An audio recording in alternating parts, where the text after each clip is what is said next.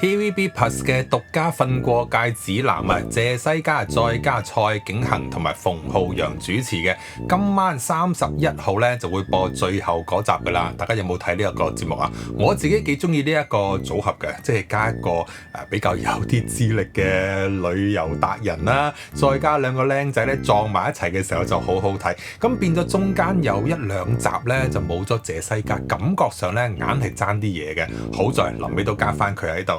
好啦，咁啊睇翻先啦。咁啊之前一集咧就首先去咗東京啊，浸完嗰個發酵溫熱沐浴啊，唔知大家覺得點啦？我自己就覺得咧係有少少核突嘅，即係嗰啲嘅木糠咧搭落嚟個感覺應該都幾肉酸嘅，同埋我自己估啦，嗰啲木糠應該都唔會成日換啩，唔知搭過去幾多人身上啦，或者我自己有潔癖啦。好啦，咁啊搭完呢啲木糠之後去邊咧？就係坐火車啦。就坐呢個通宵火車，就由東京站就要去到咧就係香川縣嘅琴平啊。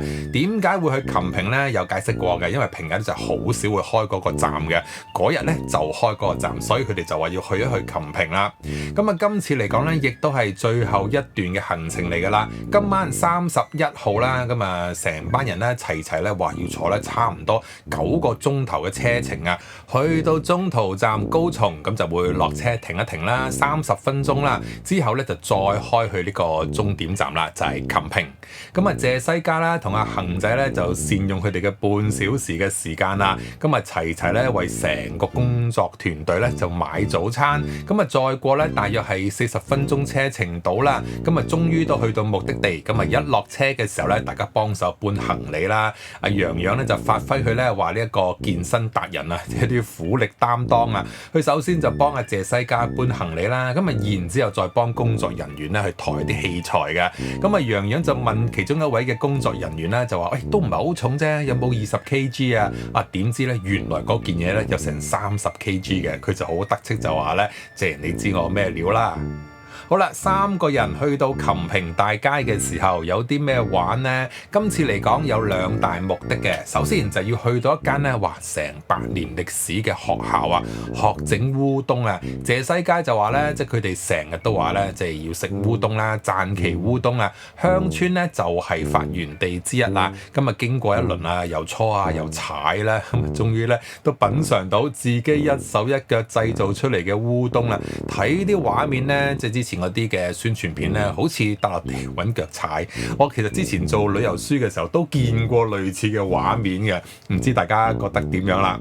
好啦，之後咧就係今輯最後一個景點啦，就係金都比羅宮神社。咁啊由山腳開始行上去嘅話咧，足足係要行785級樓梯嘅。咁啊洋洋同埋阿恒仔咧就委以重任啦，就由山腳開始一路行上去啦。俾我嘅話咧，我就唔行啦，好在係有車上去嘅。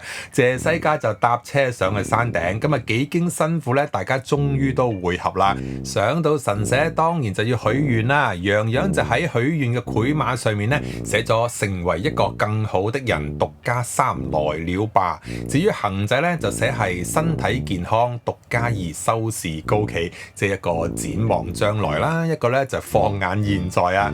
咁啊另外恒仔咧即係事後喺個訪問度都講啦，就話拍咗2輯嘅獨家之後咧，得出個結論就話旅行咧真係唔一定要坐飛機嘅，有好多方法咧都可以去到，而且係更加舒適、更加有趣嘅。咁呢個當然啦，咁但係我見過佢哋嗰啲喺日本啊，尤其是日本嗰啲火車啊車上面嗰啲嘅房咧，哇！真係細到窄到咧，我諗攤落去啊，唔好話個長度啊，即係連個左右個闊度咧，我都覺得好似有少少悶悶地啊。不過若果你唔介意嘅話咧，都係一個幾好嘅經驗嚟嘅。今晚就會播出第2輯嘅最尾一集啦，希望可以快啲睇到第3輯啊！